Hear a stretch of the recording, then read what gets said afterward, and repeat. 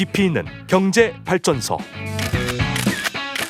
시민과 함께 공부하는 경제 시사 프로그램 경제발전소 박연미입니다. 네, 세상 참 신경 쓸 거 많네요 해주셨어요. 이제 로봇하고 같이 살아가야 하는 시대군요. 이런 말씀 해주셨는데 이미 생활 깊숙이 들어와 있습니다. 키오스크도 사실은 로봇이죠. 사실 그 서버를 대신해주는 그런 로봇들이 우리 주변에 많이 들어와 있는데 여기 상암동 일대에도 로봇이 만들어주는 커피도 이미 시판이 되고 있는 상황이에요. 그런데 요즘에는 물가 얘기가 참 많이 나오는 것 같습니다. 물가만큼 신경 쓰이는 게 있을까 싶은데 쏟아지는 기사 속에서 중심 잡는 법 배우는 따져봅시다. 오늘은 물가 얘기 한번 해볼게요. 이정호 전 미디어오늘 편집국장 오셨습니다. 안녕하세요. 예. 요즘에 물가 얘기 참 많습니다. 계란 언제까지 한 판에 10,000원 이런 보도들 참 많은데 이 언론의 소비자 물가 관련 보도를 탁 주제로 집어오신 이유가 있을까요? 지금 추석을 앞두고 벌써부터 이렇게 이제 공포 마케팅처럼 언론이 공포 마케팅 표현들이 이제 폭등, 치솟는, 울상 예를 들어 특정 상품을 완전히 이제 거론해가지고 결국 신라면 값도 오른다 이런 식으로 표현하기 시작했어요. 이게 이제 추석까지 계속 이어질 것 같아가지고 이러면은 생산자도 소비자도 별로 이익이 아니고 대려 중간 유통 상인들만 이익인 그런 행태가 될 것 같아가지고 한번 짚어보려고요. 근데 일단 편집장님 그 폭등하고 굉장히 많이 오른 거는 팩트 아니에요? 예, 사실인데 이게 지난해에 워낙 낮았기 때문에 생기는 기저효과도 좀 있는 것 같고 그다음에 계절 때문에 폭염 때문에 지금 닭고기나 이런 것들 계란 계속 안 내리는 거는 폭염 때문에 폐사가 많아서 그런 거거든요. 일시적인 현상이다. 그러면 우리 최근에 나온 물가 관련 보도를 자세히 한번 들여다볼게요. 어떤 것들이 있습니까?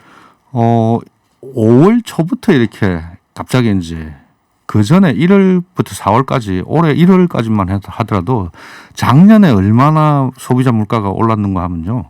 0.5%였습니다. 재작년에 0.4%였고 이게 역대 0%대 소비자 물가가 연속해서 2년 동안 오른 건 처음이었습니다. 그래서 언론들이 올 1월 달까지만 하더라도 어떻게 보도를 했는가 하면은 디플레이션이 우려된다. 저물가 우려. 그리고 이제 5월 초에 갑자기 인플레이션 초입 단계다, 현실화됐다, 이런 식으로 이제 보도를 하는데 요건 이유가 4월 소비자 물가 동향 통계청에서 발표하는 게 5월 초에 발표 나옵니다. 네. 그래서 5월 초에 이제 이게 2.3% 올랐다 이렇게 돼 있는데 항상 아시다시피 전년 동월 작년 같은 달이니까 비교할 때 작년 4월에 예를 들면 원유 가격 같은 경우에 작년 4월 달에 1배럴에 $15였거든요. 작년에는 한참 떨어질 때는 이론상의 숫자지만 배럴당 마이너스까지 간 적도 있었죠. 그렇죠. 네. 근데 올해 4월 달에 $60가 돼버린 거죠. 4배가 올랐으니까.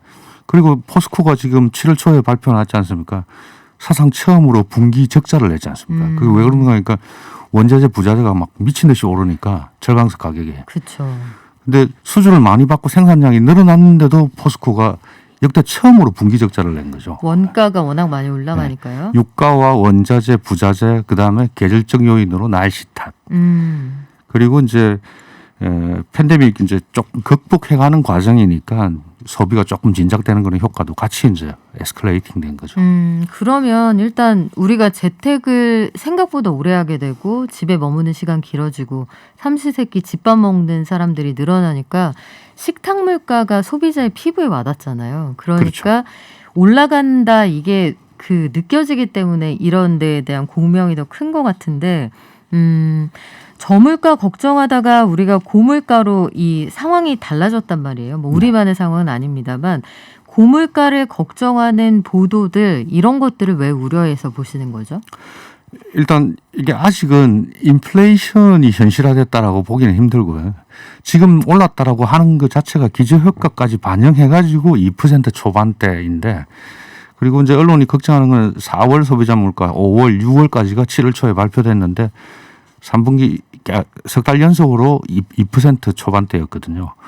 근데 이제 조금 있으면 나오겠죠. 며칠 지나면은 7월 달께 나와가지고 이게 2% 후반대까지 가면은 이제 문제가 있다라고 저는 인정하겠는데 정부가 지금 이야기하고 있는 게 2%대로 잡겠다는 네. 거거든요. 그래서 올해 1월부터 4월 때까지 2% 훨씬 밑이었으니까 토탈로 보면은 아직은 2% 밑이라는 거죠.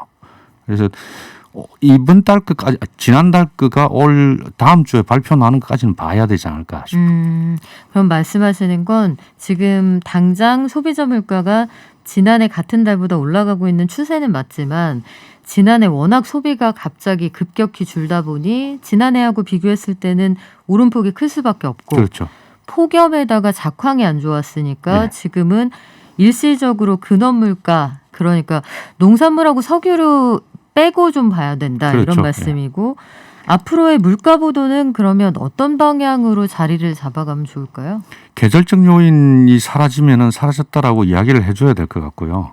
그다음에 추석이나 설 같은 경우는 저물가 상태인 올해 2월 달도 설 때는 또 갑작스럽게 언론들이 이제 설 물가 위험하다라고 또 보도를 했거든요. 근데 위험하지 상식품 않았거든요. 가격은 항상 뭐 그때 되면 올라가긴 그렇죠. 하죠. 예. 예, 예.